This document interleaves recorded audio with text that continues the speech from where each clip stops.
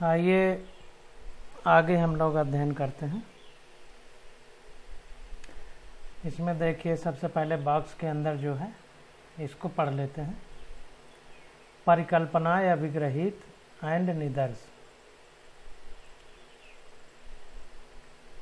परिकल्पनाएं इसको इंग्लिश में हाइपोथेसिस बोलते हैं, अभिग्रहित इसको एक्जियोम्स बोलते हैं और निदर्श मतलब मॉडल। तो परिकल्पनाएं, अभिग्रहित एंड निदर्श। किसी को यह नहीं समझना चाहिए कि भौतिकी तथा गणित द्वारा सब कुछ सत्यापित किया जा सकता है। समस्त भौतिकी और गणित भी कल्पनाओं यानी अभिधारणाओं पर आधारित है, जिनमें से प्रत्येक को भांति भांति से परिकल्पना अथवा अभिग्रहित यानी हाइपोथेसिस एंड एक्जियोम अथवा निदर्श यानी मॉडल कहकर पुकारा जाता है। उदाहरण के लिए न्यूटन द्वारा प्रतिपादित गुरुत्वाकर्षण का सार्वत्रिक नियम एक अभिधारणा अथवा परिकल्पना है, यानी ये हाइपोथेसिस है, जिसे उन्होंने अपनी प्रवीणता द्वारा प्रस्तावित किया था। मतलब प्रवीणता मतलब चपलता, अपनी बुद्धि। उनसे पहले सूर्य के पड़ते ग्रहों की गति, पृथ्वी के पड़ते चंद्रमा की गति, लोलकों यानी पेंडुलम, पृथ्वी की ओर गिरते पिंडों आदि के संबंध में बहुत से प्रेक्षण, प्रयोग तथा आंकड़े उपलब्ध थे। इनमें प्रत्येक के लिए पृथक स्पष्टीकरण आवश्यक था, जो कि कामोबेश गुणात्मक था। गुरुत्वाकर्षण के सार्वत्रिक नियम का जो कुछ कहना है वो ये है कि यदि हम यह कल्पना करें कि इस विश्व में के कोई दो पिंड एक दूसरे को एक बल द्वारा आकर्षित करते हैं, तो इन दोनों पिंडों के द्रव्यमानों के गुणनफल के अनुक्रमानुपाती तथा इनके बीच की दूरी के वर्ग के व्युत्क्रमानुपाती होता है। तो इन पिंडों के जो गुणनफल हैं, यानी एक को m1 माने तो दूसरे को m2, और अगर दूरी को r माने तो 1/m1 m2/r² के, यानी व्युत्क्रमानुपाती मतलब r² के व्युत्क्रमानुपाती है, यानी दूरी के व्युत्क्रमानुपाती है। तो हम इन सभी प्रेक्षणों को व्याख्या करके एक ही प्रयास में कर सकते हैं। यह केवल इन परिघटनाओं की ही व्याख्या नहीं करता, वरन यह भविष्य के प्रयोगों के परिणामों के भविष्य कथन की हमें अनुमति प्रदान करता है।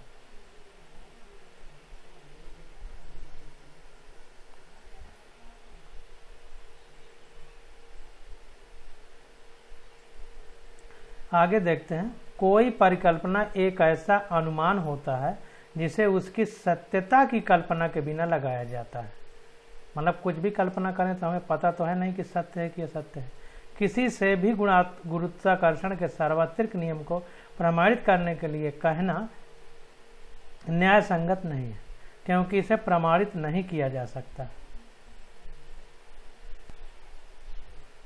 इसे प्रेक्षणों तथा प्रयोगों द्वारा जांचा और सिद्ध किया जा सकता है। कोई अभिग्रहित एक स्वयं सिद्ध सत्य होता है, जबकि कोई निदर्श प्रेक्षित घटना की व्याख्या के लिए प्रस्तावित एक सिद्धांत होता है। तो अभिग्रहित मतलब एक्जियोम स्वयं सिद्ध सत्य होता है, और जबकि कोई निदर्श यानी मॉडल प्रेक्षित परिघटना की व्याख्या के लिए प्रस्तावित एक सिद्धांत होता है। परंतु इसको इस स्तर पर इन शब्दों के उपयोग में अर्थ भेद करने के लिए चिंता करने की कोई आवश्यकता नहीं है।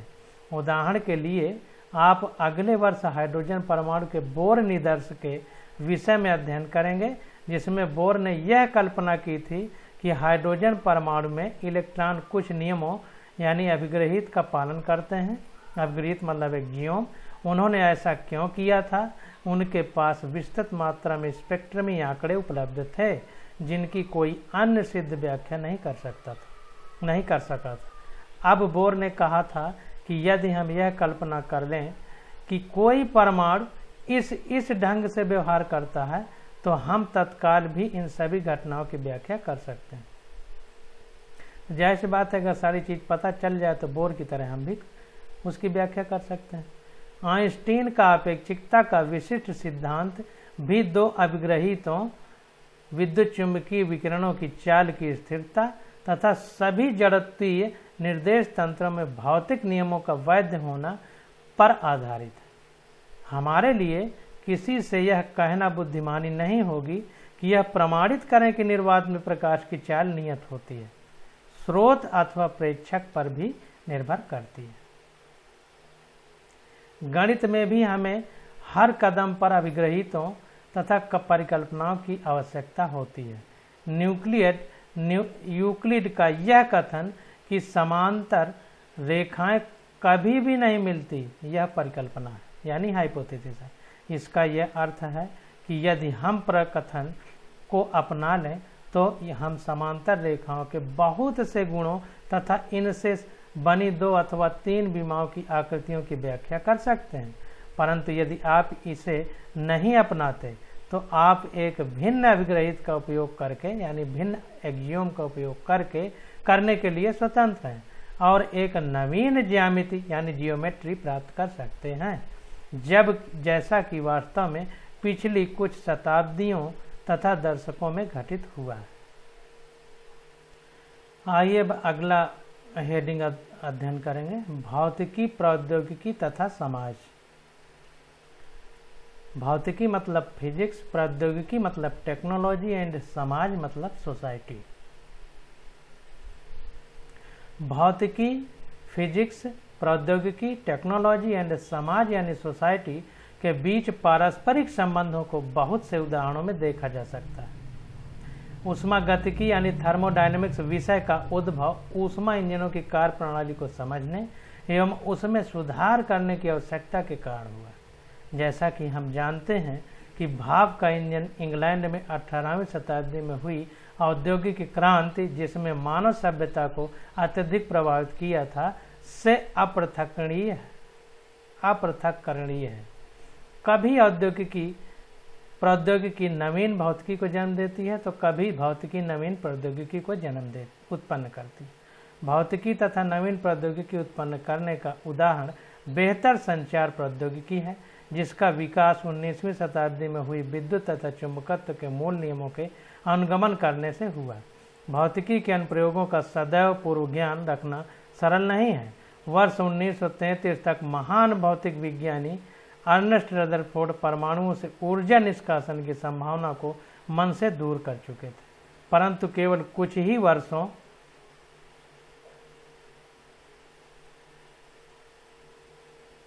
के पश्चात वर्ष 1938 में हेन तथा माइटनर ने न्यूट्रॉन प्रेरित यूरेनियम नाभिक के विखंडन से संबंधित परिघटना की खोज की, जिसने आणविक शस्त्रों तथा शस्त्र मतलब औजार,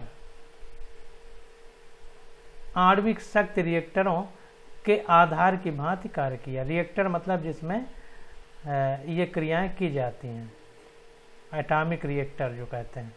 भौतिकी से एक नवीन प्रौद्योगिकी के जन्म का एक अन्य उदाहरण सिलिकॉन चिप है, जिसने 20वीं शताब्दी के अंतिम 3 दशकों में कंप्यूटर क्रांति को प्रेरित किया। एक अत्यंत महत्वपूर्ण क्षेत्र जिसमें भौतिकी का योगदान है और भविष्य में भी रहेगा, वो है वैकल्पिक ऊर्जा संसाधनों का विकास। हमारे ग्रह के जीवाश्मी ईंधन त्वरित क्षीयमान हैं तथा नवीन एवं सस्ते ऊर्जा स्रोतों की खोज आवश्यक है। इस दिशा में पहले से ही काफ़ी प्रगति हो चुकी है। उदाहरण के लिए सौर ऊर्जा, भूतापीय ऊर्जा आदि के विद्युत ऊर्जा में रूपांतरण के रूप में, परंतु इसे और अधिक संपादित किया जाना अभी शेष है। सारणी 1.1 में कुछ महान वैज्ञानिकों, अभी हम पढ़ेंगे उसको, जिनके उनके प्रमुख योगदानों तथा उनके मूल देशों की सूची दी गई है। अभी इसको बाद में पढ़ते हैं। इसको पढ़ने के बाद इसके द्वारा आप वैज्ञानिक प्रयासों के कुछ सांस्कृतिक अंतर्राष्ट्रीय स्वरूप का मूल्यांकन करेंगे। सारणी 1.2 में कुछ महत्वपूर्ण प्रौद्योगिकियों तथा भौतिकी के उन सिद्धांतों जिन पर वे आधारित हैं की सूची दी गई है। स्पष्ट है कि ये सूचियाँ विस्तृत नहीं हैं। हम आपसे अनुरोध करते हैं कि आप उनके शिक्षकों की सहायता, अच्छी पुस्तकों तथा विज्ञान की वेबसाइट द्वारा इन सारणियों में बहुत से नाम तथा अन्य संबद्ध जानकारी लिखकर उन्हें और व्यापक बनाने का प्रयास करें। आप यह पाएंगे कि यह अभ्यास बहुत शिक्षाप्रद तथा मनोरंजक है। हमें पूर्ण विश्वास है कि यह सूची कभी समाप्त नहीं होगी। विज्ञान की प्रगति सतत है। भौतिकी प्रकृति तथा प्राकृतिक परिघटनाओं का अध्ययन है। भौतिक विज्ञानी प्रेक्षणों, प्रयोगों तथा विश्लेषणों के आधार पर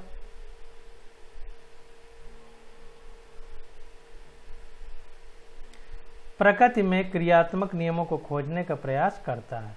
भौतिकी प्राकृतिक जगत को नियंत्रित करने वाले कुछ मूल नियमों सिद्धांतों से संबंधित है। भौतिक नियमों की क्या प्रकृति है? अब यह मूल बलों की प्रकृति तथा एक भविष्य भौतिक जगत को नियंत्रित करने वाले विविध नियमों के विषय में चर्चा करेंगे। अब जो सारणी दी गई है उसके बारे में हम लोग पढ़ लेते हैं। यह सारणी 1.1 है। संसार के विभिन्न देशों के कुछ भविष्य भौतिक विदों के प्रमुख योगदान, जैसे आर्किमिडीज, इन्होंने उत्प्लावकता का नियम यानी उत्तोलक का नियम दिया था, यूनान के रहने वाले हैं। तो आर्किमिडीज ने प्रिंसिपल ऑफ बायोन्सी दिया था, उत्प्लावकता का नियम, प्रिंसिपल ऑफ द लीवर दिया था, ग्रीस के रहने वाले हैं। गैलीली ने लॉ ऑफ इनर्शिया दिया था, ये इटली के रहने वाले हैं। लॉ ऑफ इनर्शिया का मतलब जड़त्व का नियम। अगला है क्रिश्चियन हाइगेंस, इन्होंने प्रकाश का तरंग सिद्धांत दिया था, हालैंड के रहने वाले हैं। तरंग सिद्धांत का मतलब wave theory of light. Isaac Newton ने गुरुत्वाकर्षण का नियम दिया, सार्वत्रिक नियम दिया, गति के नियम दिए, परावर्ती दूरदर्शक बनाया, इंग्लैंड के रहने वाले थे। माइकल फैराडे विद्युत चुंबकीय प्रेरण के नियम दिए, इंग्लैंड के रहने वाले हैं। जेम्स क्लार्क मैक्सवेल विद्युत चुंबकीय सिद्धांत दिए, प्रकाश एक विद्युत चुंबकीय तरंग, यह सिद्ध बताया, इंग्लैंड के रहने वाले हैं। हेनरिक रुडोल्फ हर्ट्ज विद्युत चुंबकीय तरंगों के बारे में बताया, जर्मनी के रहने वाले हैं। जगदीश चंद्र बोस अति लघु रेडियो तरंगों के बारे में बताया, भारत के रहने वाले हैं। डब्ल्यू.ए. रोंजन एक्सरे किरणों के बारे में बताया, जर्मनी के रहने वाले हैं। जे टॉमसन इलेक्ट्रॉन के बारे में बताया, इंग्लैंड के रहने वाले हैं। मैरी स्क्लोडोस्का क्यूरी रेडियम तथा पोलोनियम की खोज की प्राकृतिक रेडियो एक्टिविटी का अध्ययन किया, पोलैंड के रहने वाले हैं। अल्बर्ट आइंस्टीन प्रकाश वैद्युत नियम और अपेक्षिकता का सिद्धांत दिया, जर्मनी के रहने वाले हैं। विक्टर फ्रांसिस हैस कॉस्मिक विकिरण के बारे में बताया, ऑस्ट्रेलिया के रहने वाले हैं। R.A. मिलिकन इलेक्ट्रॉन आवेश की माप इन्होंने की, अमेरिका के रहने वाले हैं। अर्नेस्ट रदरफोर्ड परमाणु का नाभिकीय निदर्श दिया, न्यूजीलैंड के रहने वाले हैं। नील बोर हाइड्रोजन परमाणु का क्वांटम निदर्श यानी मॉडल दिया, डेनमार्क के रहने वाले हैं। चंद्रशेखर वेंकटरमन अणुओं तथा प्रकाश का प्रत्यास्थता प्रकीर्णन बताया, भारत के रहने वाले हैं।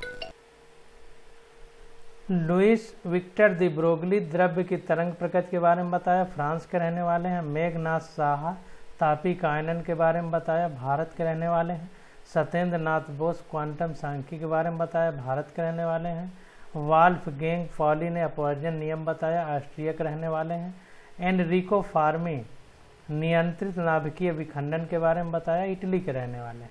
वर्नर हेजनबर्ग क्वांटम यांत्रिकी और अनिश्चितता सिद्धांत के बारे में बताया, जर्मनी के रहने वाले हैं। पॉल डिरेक अपेक्षिकीय इलेक्ट्रॉन सिद्धांत बताया और क्वांटम सांख्यिकी के बारे में बताया, इलेक्ट्रॉन के रहने वाले हैं। एडविन ह्यूबल प्रसारी विश्व के बारे में बताया, अमेरिका के रहने वाले हैं। अर्नेस्ट ऑरलैंडो लॉरेंस साइक्लोन के बारे में बताया, अमेरिका के रहने वाले हैं। जेम्स चैडविक ने न्यूट्रॉन के बारे में बताया, इंग्लैंड के रहने वाले हैं। हिडेरी युकोवा नाभिकीय बलों का सिद्धांत के बारे में बताया, जापान के रहने वाले हैं। होमी जहांगीर भाभा कॉस्मिक विकिरण का सोपन प्रक्रम के बारे में बताया, भारत के रहने वाले हैं। लेव डेविडोविक लैंडो संगणित द्रव्य सिद्धांत के बारे में बताया, द्रव हीलियम के बारे में बताया, और रूस के रहने वाले हैं। एस चंद्रशेखर ने चंद्रशेखर सीमा और तारों की संरचना तथा विकास के बारे में बताया, भारत के रहने वाले हैं। जॉन बार्डीन ट्रांजिस्टर और अतिचालकता सिद्धांत के बारे में बताया, अमेरिका के रहने वाले हैं।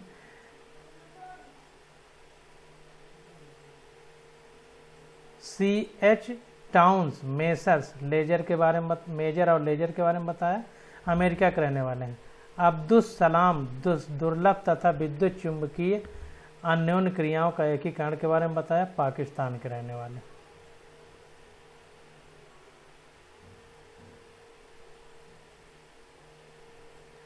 अब ये सारणी 1.2 प्रौद्योगिकी तथा भौतिकी के बीच संबंध।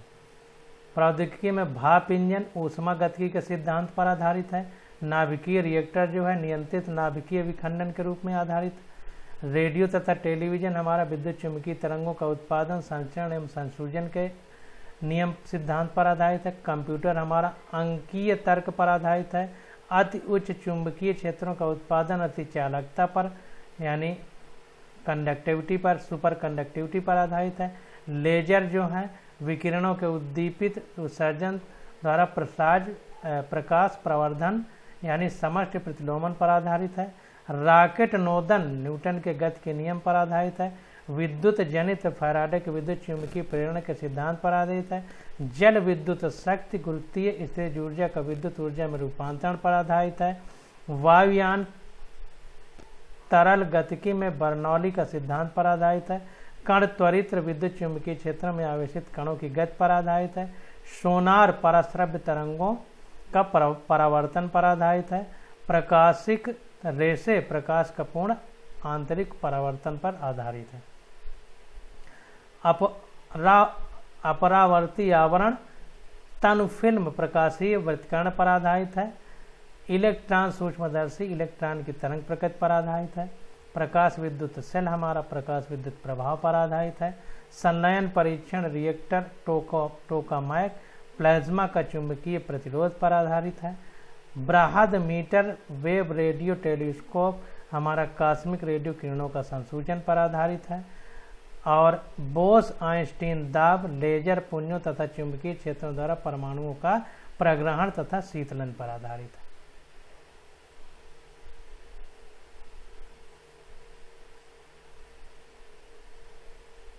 अब आगे स्टडी करेंगे प्रकृति में मूल बल यानी फंडामेंटल फोर्सेज इन नेचर। हम सभी में बल के रूप में कोई सहजानुभूत धारणा है। हम सभी का यह अनुभव है कि वस्तुओं को धकेलने, ले जाने अथवा फेंकने, निरूपित करने यानी उसका आकार बदलने अथवा उन्हें तोड़ने के लिए बल की आवश्यकता होती है। हम अपने ऊपर बलों के संघात यानी प्रहार जैसे किसी गतिशील वस्तु के हमसे टकराते समय अथवा मैरी गो राउंड झूले में गति करते समय अनुभव करते हैं। मैरी गो राउंड झूला मतलब जिसमें बच्चे झूलते हैं, कुछ जीव बने रहते हैं, जैसे घोड़ा बना रहता है, उस पर बैठ करके ऐसे चक्कर लगाते हैं, उसको मैरी गो राउंड झूला कहते हैं। में गति करते समय अनुभव करते हैं। हम इस सहजानुभूत धारणा से चलकर बल की सही वैज्ञानिक संकल्पना तक पहुंचना सहज कार्य नहीं है। आद्य विचारकों जैसे अरस्तु की बल के विषय में संकल्पना गलत थी। बल के विषय में हमें सही धारणा न्यूटन के गति के प्रसिद्ध नियम में मिली है।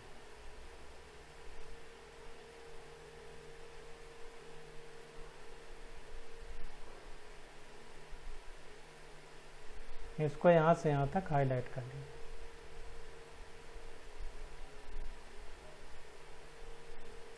उन्होंने दो पिंडों के बीच गुरुत्वाकर्षण बल के लिए सुस्पष्ट सूत्र भी दिया। अनुवर्ती अध्यायों में हम इसके विषय में अध्ययन करेंगे।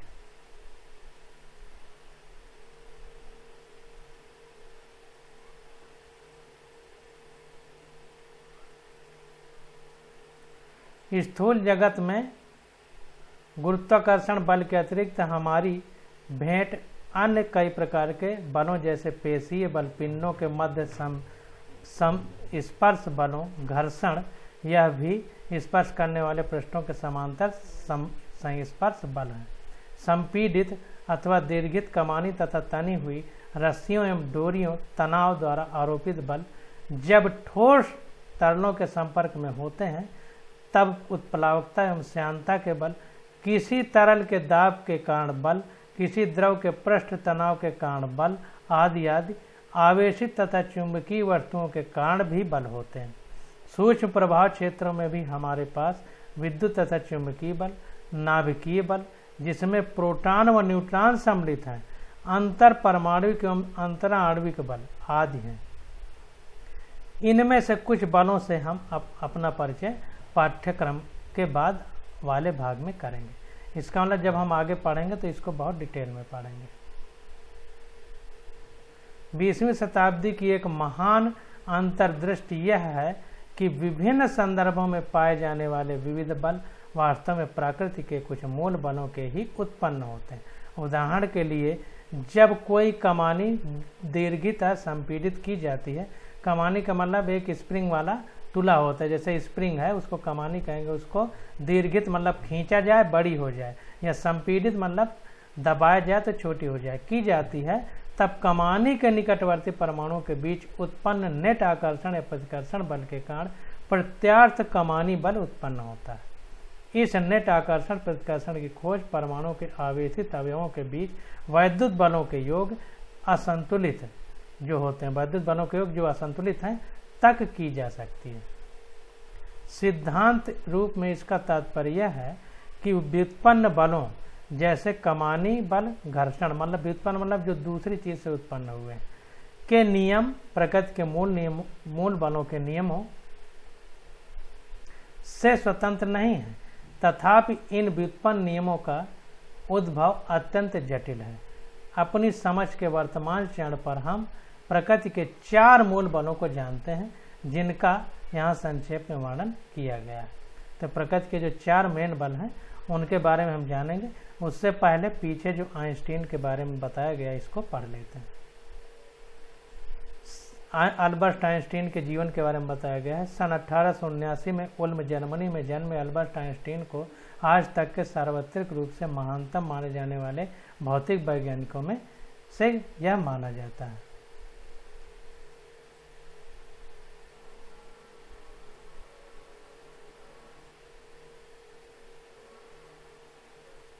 इसको यहाँ तक हाईलाइट कर लेंगे।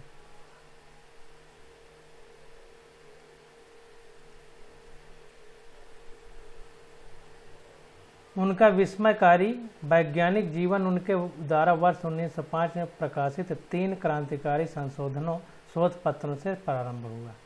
उन्होंने अपने प्रथम शोध पत्र में प्रकाश क्वांटा, जिसे अब प्रोटॉन कहते हैं, की धारणा को प्रस्तावित किया तथा इस धारणा का उपयोग करके प्रकाश वैद्युत प्रभाव के उस लक्षण की व्याख्या करने में किया जिसे विकिरणों के चिरस्मत तरंग सिद्धांत द्वारा स्पष्ट नहीं किया जा सका था। अपने दूसरे शोध पत्र में उन्होंने ब्राउनी गति का सिद्धांत प्रकाशित किया।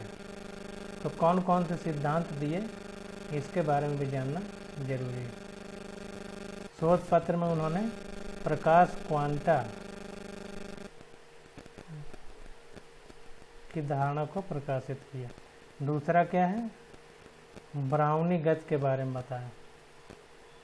इस सिद्धांत ने द्रव्य के परमाणुवीय चित्रण के विस्मयकारी प्रमाण प्रस्तुत किए। उनके तीसरे शोध पत्र ने आपेक्षिकता के विशिष्ट सिद्धांत को जन्म दिया।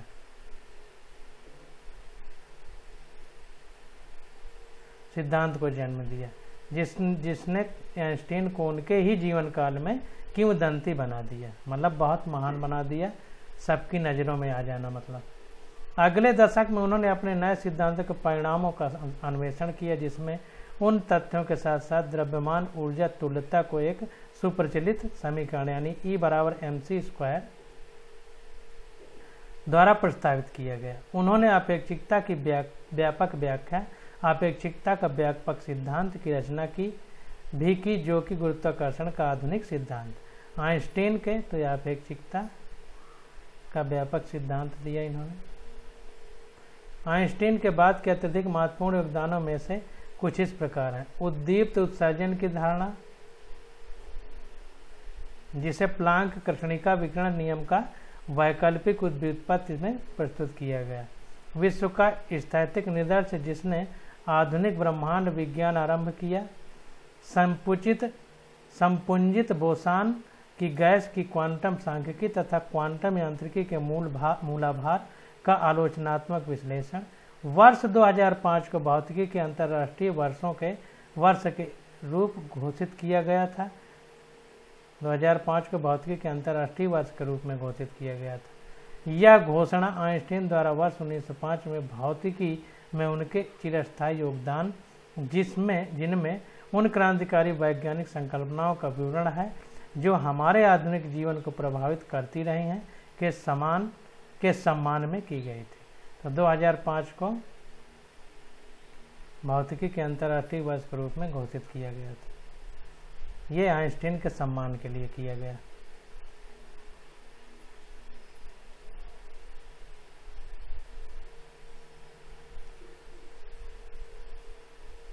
अब जो 4 बल थे उनके बारे में पढ़ लेते हैं। तो पहला है गुरुत्वाकर्षण बल, मतलब ग्रेविटेशनल फोर्स। तो गुरुत्वाकर्षण बल, इसको इंग्लिश में ग्रेविटेशनल फोर्स कहेंगे। इसका नाम ही है गुरुत्व का आकर्षण, मतलब पृथ्वी किसी चीज को आकर्षित करती है जिस बल से, उसी को गुरुत्वाकर्षण बल कहेंगे। तो गुरुत्वाकर्षण बल किन्हीं दो पिंडों के बीच उनके द्रव्यमानों के कारण लगने वाला आकर्षण बल है। ध्यान दीजिए, द्रव्यमानों के कारण लगने वाला आकर्षण बल है, आकर्षण बल है। ध्यान दीजिए, सिर्फ आकर्षण बल ही होता है गुरुत्वाकर्षण। यह एक सार्वत्रिक बल है। और एक चीज, द्रव्यमानों के कारण, भार के कारण नहीं, द्रव्यमानों के कारण आकर्षण बल जो है वही गुरुत्वाकर्षण बल है। अब द्रव्यमान किसे कहते हैं? उसकी किसी वस्तु की बेसिक प्रॉपर्टी होती है, इसको कहीं भी ले जाएं चेंज नहीं होती। चंद्रमा में ले जाएं, चाहे मंगल ग्रह में ले जाएं, सब जगह द्रव्यमान बराबर रहेगा, लेकिन भार गुरुत्वाकर्षण बल के हिसाब से, गुरुत्वीय त्वरण के हिसाब से बदलता रहेगा। यह एक सार्वत्रिक बल है, यूनिवर्सल फोर्स है। विश्व में प्रत्येक पिंड प्रत्येक अन्य पिंड के कारण बल का अनुभव करता है। उदाहरण के लिए, इस पृथ्वी पर रखी प्रत्येक वस्तु पृथ्वी के कारण गुरुत्व बल का अनुभव करती है। विशेष बात यह है कि पृथ्वी के परितः चंद्रमा तथा मानव निर्मित उपग्रहों की गति, सूर्य के परितः पृथ्वी तथा ग्रहों की गति और वास्तव में पृथ्वी पर गिरते पिंडों की गति गुरुत्व बल द्वारा ही नियंत्रित होती है। कोई भी अंतराकाश में पिंड है, उसमें जो बल लग रहा है वो गुरुत्व बल ही माना जाएगा। विश्व की बृहद स्तर की परिघटनाओं जैसे तारों, मंदाकिनियों तथा मंदाकिनी गुच्छों के बनने तथा विकसित होने में इस बल की प्रमुख भूमिका होती है। अब देखिए विद्युत चुंबकीय बल, यानी इलेक्ट्रोमैग्नेटिक फोर्स। विद्युत चुंबकीय, इलेक्ट्रो मतलब विद्युत, मैग्नेटिक मतलब चुंबकीय बल। विद्युत चुंबकीय बल आवेशित पिंडों के कणों के बीच लगने वाला बल है। सरल प्रकरण में जब आवेश विरामावस्था में होते हैं तो इस बल को कूलाम नियम द्वारा व्यक्त किया जाता है। तो इसको ध्यान दीजिए, जब आवेश विरामावस्था में होते हैं तो इस बल को कूलाम बल द्वारा व्यक्त किया जाता है। परंतु आगे चढ़ के इसको हम और अच्छे से पढ़ेंगे और आगे समझिए। सजातीय बलों में प्रतिकर्षण तथा विजातीय बलों में आवेश में आकर्षण होता है। मतलब अलग अलग प्रकृति के, जैसे प्लस और माइनस, धन ऋण के प्रकार के बल होंगे तो आकर्षण होगा, और धन धन होंगे तो प्रतिकर्षण होगा, या ऋण ऋण होंगे तो प्रतिकर्षण होगा। तो सजातीय बलों में प्रतिकर्षण तथा विजातीय बलों में आकर्षण होता है। बहुत इंपॉर्टेंट, इसको हाईलाइट करिए, अंडरलाइन करिए। गतिशील आवेश चुंबकीय प्रभाव उत्पन्न करते हैं तथा चुंबकीय क्षेत्र गतिशील आवेशों पर बल आरोपित करते हैं। वेरी वेरी मोस्ट इंपॉर्टेंट, ध्यान दीजिए। अगर यही आवेश यानी चार्ज गतिशील हो जाए तो चुंबकीय प्रभाव यानी मैग्नेटिक इफेक्ट क्रिएट करता है। ध्यान दीजिए, अगर एक जगह रखा है तो नहीं करेगा, जब चलने लगेगा तभी विद्युत चुंबकीय प्रभाव, आवेश चुंबकीय प्रभाव उत्पन्न करेगा। व्यापक रूप से वैद्युत तथा चुंबकीय प्रभाव अविच्छेद हैं, अलग अलग नहीं है, इसलिए इस बल को विद्युत चुंबकीय बल कहते हैं। समझ में आ गया क्यों विद्युत चुंबकीय बल? क्योंकि विद्युत के कारण चुंबकीय बल उत्पन्न हो रहा है। गुरुत्वाकर्षण बल की भांति विद्युत चुंबकीय बल भी काफी लंबी दूरियों तक कार्यरत रहता है तथा इसे किसी मध्यवर्ती माध्यम की आवश्यकता नहीं होती। तो ध्यान दीजिए, गुरुत्वाकर्षण बल की तरह विद्युत चुंबकीय बल भी बहुत लंबी दूरी पर कार्यरत होता है, इसके लिए किसी माध्यम की आवश्यकता नहीं होती, किसी माध्यम की आवश्यकता नहीं होती। मतलब जैसे सूरज से किरणें पृथ्वी पर आ जाती हैं, वैसे ही हवा नहीं है जबकि निर्वात है, तो इसके लिए भी कोई माध्यम की आवश्यकता नहीं होती। गुरुत्व बल की तुलना में यह बल कहीं अधिक प्रबल होता है। उदाहरण के लिए निश्चित दूरी के लिए दो प्रोटॉनों के बीच का वैद्युत बल उनके बीच लगने वाले गुरुत्वाकर्षण बल का 10⁻36 गुना होता है और गुरुत्वाकर्षण बल से चुंबकीय बल ज़्यादा प्रभावशाली होता है। द्रव्य जैसा कि हम जानते हैं इलेक्ट्रॉन तथा प्रोटॉन जैसे मूल आवेशित कणों से मिलकर बना है। तो जो द्रव्य होता है ये इन्हीं द्रव्य मतलब मैटर, इन्हीं सब चीज़ों से मिलकर बना होता है। चूंकि विद्युत चुंबकीय बल गुरुत्वाकर्षण बल की अपेक्षा कहीं अधिक प्रबल होता है, यह आणविक यानी एटॉमिक तथा परमाणविक यानी मॉलिक्यूलर पैमाने की सभी परिघटनाओं पर छाया रहता है। अन्य दो बल जैसा कि हम आगे देखेंगे केवल नाभिकीय पैमाने पर सक्रिय होते हैं। अतः परमाणु तथा अणुओं की संरचना रासायनिक अपक्रियाओं की गतिकी तथा वस्तुओं के यांत्रिक, तापीय तथा अन्य गुणों का परिचालन मुख्यतः विद्युत चुंबकीय बल द्वारा ही होता है। यह तनाव, घर्षण, सामान्य बल, कमानी बल आदि जैसे स्थूल बलों के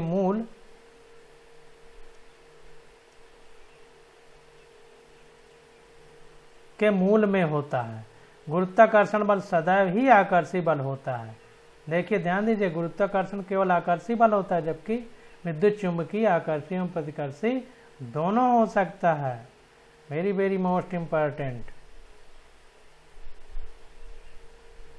इसको हम इस प्रकार कह सकते हैं कि द्रव्यमान केवल एक ही प्रकार का होता है। ठीक ठीक, यहां तक हाईलाइट करिए।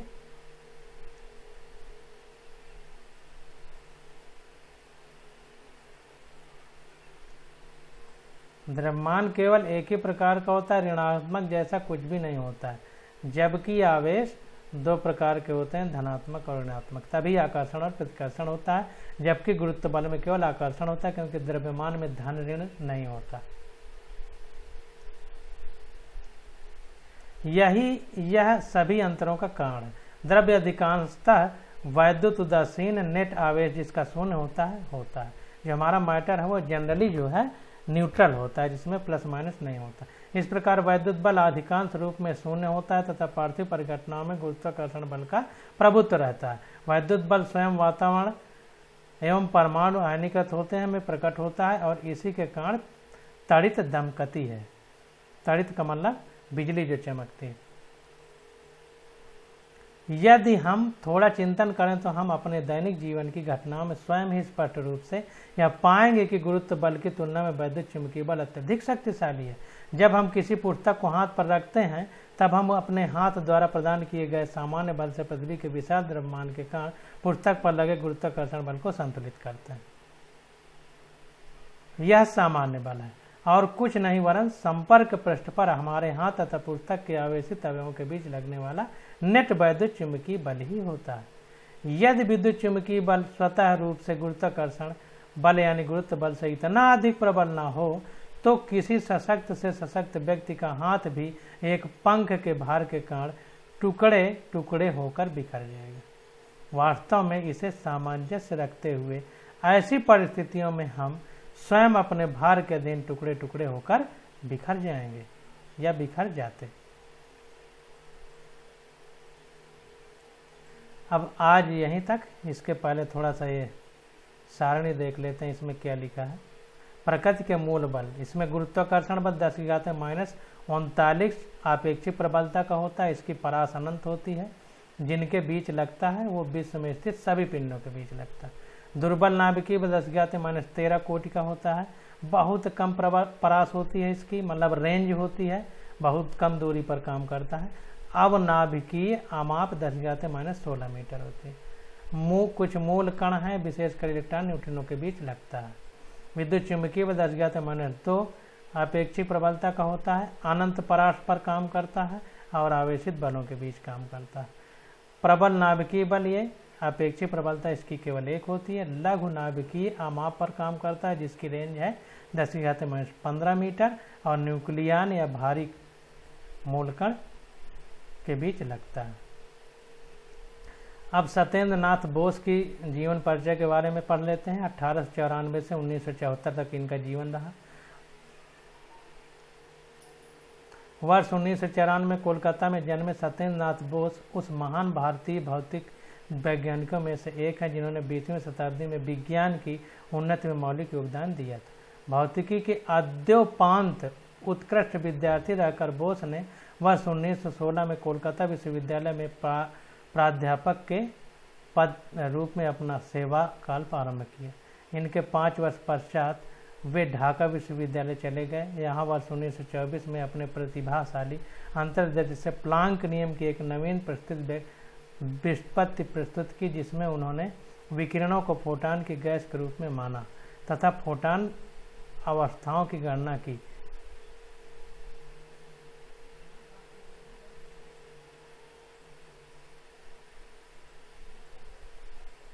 यहाँ तक हाईलाइट कर ली। नवीन सांख्यिकी विधियां अपनाई।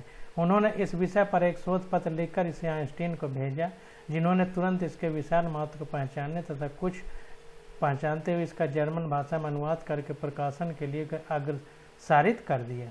फिर आइंस्टीन ने इसी विधि का अनुप्रयोग अणुओं की गैस पर किया।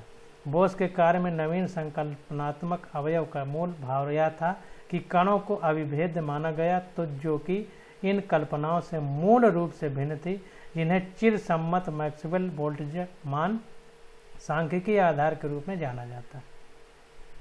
शीघ्र ही वह अनुभव किया गया कि बोस आइंस्टीन सांख्यिकी को केवल पूर्वांक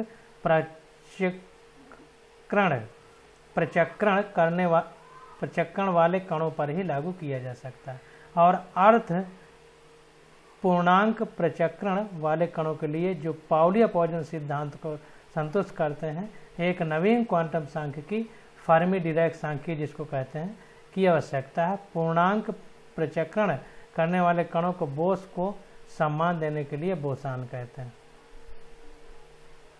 तो ये बहुत इंपॉर्टेंट है।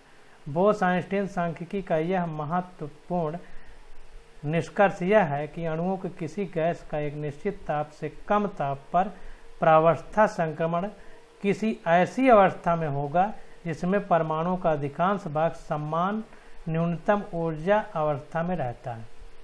बोस की पथ प्रदर्शक धारणा, जिसे आइंस्टीन ने आगे विकसित किया, का प्रभावशाली प्रमाणीकरण लगभग 70 वर्ष पश्चात पराश्रित क्षार परमाणुओं की तनु गैस के रूप में द्रव्य की नवीन अवस्था बोस आइंस्टीन संगणित के प्रेक्षण द्वारा हुआ।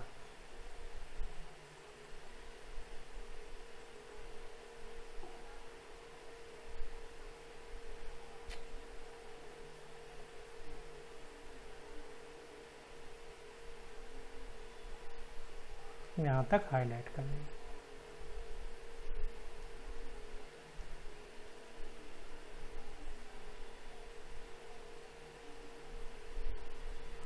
अब आज यहीं तक, आगे प्रबल नाभिकीय बल का अध्ययन करेंगे।